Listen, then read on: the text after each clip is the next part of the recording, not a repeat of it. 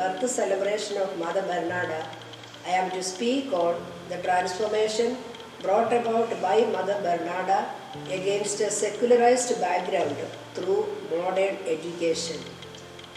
Necessity is the mother of invention. The author of this proverb is unknown.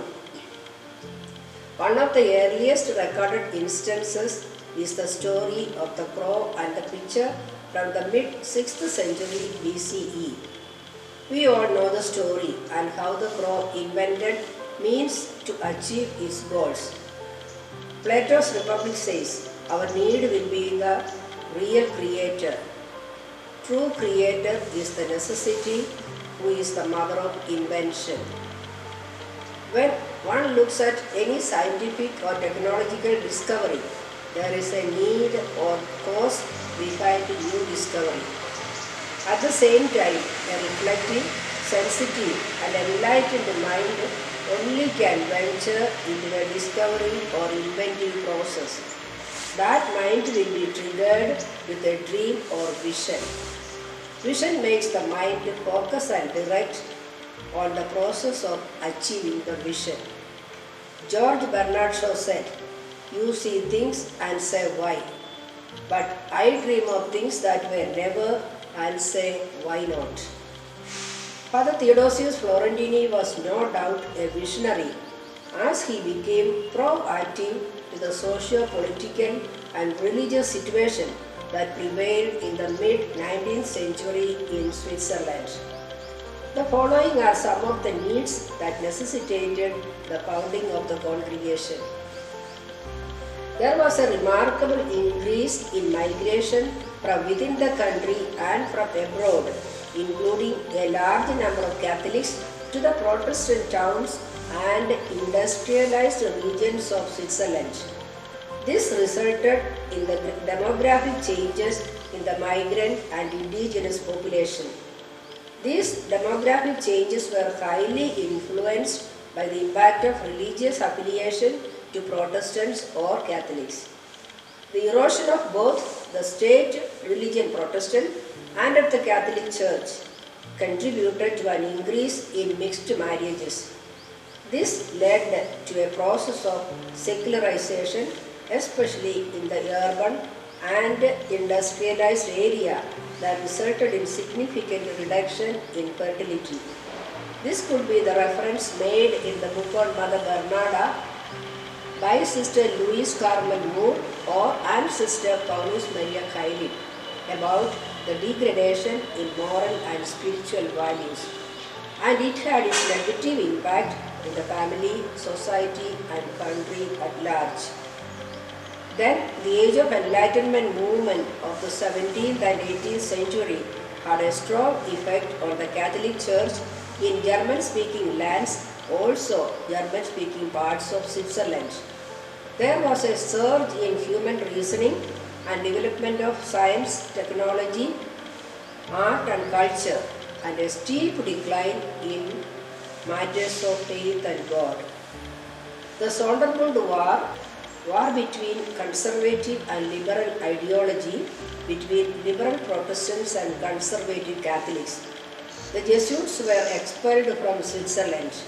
The liberals demanded dissolution of all monasteries and convents. Hatred against church was very strong in Canton Aargau. Theodosius was conscious of these developments and contemplated on revival of faith and morals. He reflected, contemplated, and arrived at a conviction and conclusion that he has a serious role to revive and maintain Catholic faith. He was an extraordinarily gifted man with a far-sighted vision for the country and church. That vision could be achieved only through education, educating the girl children. He was convinced of two principles: educate the young girls who would be mothers of future generation grounded in sound religious principles, and such training should be given at the primary school level. So he needs school and teachers. This is the first step in the realization of his vision. We know the events that followed, finding the young girl Maria Anna Heimgartner for Father Theodosius' future mission. The observation of her parish priest also speaks about a promising personality of Maria Anna with her sterling qualities of studiousness, religious mindedness, and hardworking, who could be trained to accomplish great things. Her novitiate in the convent of Sisters of Divine Providence Libreville provided her solid grounding in spirituality and qualities of an excellent educator.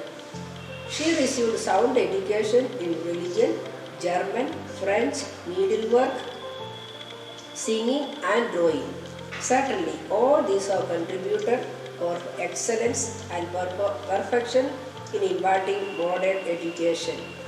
We do not have any data about the modules she applied for a modern education, but we have the feedback of positive outcome of her education mission.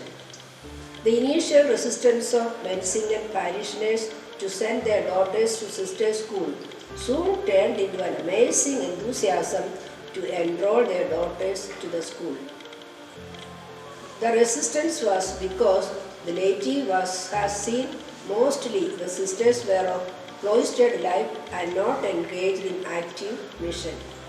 So they had their own reservation regarding the quality of these sisters' teaching skills. Mother Bernarda and sisters strictly followed the manual of educational method written by Father Theodosius. There was to be no corporal punishment in the school. School hours were not to be prolonged beyond the prescribed time. The sisters were to bestow the same love on all pupils. They were not to pry into the affairs of the children's family, and they were not to listen to gossips about them. This methodology must have been an outstanding quality of the sister school. The effectiveness of their educational method became explicit from the accounts by the members of the Menzingen Church Council as well as members of SUG Education Department. They praised and acknowledged the good works done by the sisters in the school.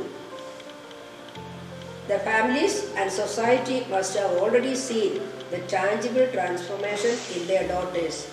In 1845, SUG Education Department recognized the Sisters Girls' School in Menzingen. They were called upon to take charge of more and more village schools in Menzingen. The Mother Bernarda wrote in her chronicles, conditions were most distressing as parents were not willing to buy the study materials in time. God, however, blessed the school and brought about a transformation so that by Easter 1849, all expressed complete satisfaction. There is another account Mother Bernarda mentioned in her chronicles. The Jesuits were driven out of Switzerland, and in Lucerne and Fribourg, our convents were suppressed. Thank heaven, the watchful eye of our dear Heavenly Father looked down on our humble institute, and Providence defended it throughout the storm, so that by the time the unrest was over, we could carry on in all our schools. The reality that the sisters' school were untouched is a strong proof of the quality of the sisters' school.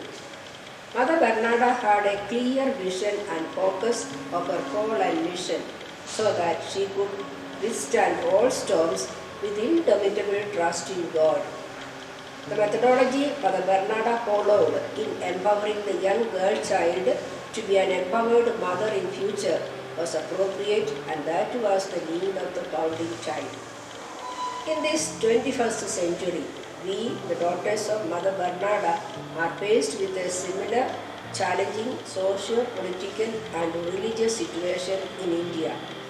It is imperative to follow her zeal, focus and clarity in our vision and mission to transform the young and the society through means of education. We need to formulate and apply modern educational modules befitting to our present situation. We face the threat and challenging repercussions of the global pandemic, loss of employment, poverty, economic recession, prolonged lockdown of educational institutions, and failure in reaching out to economically weaker students the means of virtual educational methods. Another serious challenge is the exclusive, autocratic, and dictatorial anti-minority government. The objective of our education system must focus on the formation of character and competence of the students. The ultimate goal of our education should be forming human beings by inculcating in them human and ethical values. The whole atmosphere of the schools and the educational institutions should be such that the students will imbibe values of honesty, sensitivity, compassion, cooperation, collaboration, and solidarity, etc. The definition of education by Swami Vivekananda is wholesome and promising in formation of the young as good humans. I conclude my words with his definition. We want an education which builds character, increases the strength of mind, and expands intellect and equip a person to stand on his or her feet. Thank you.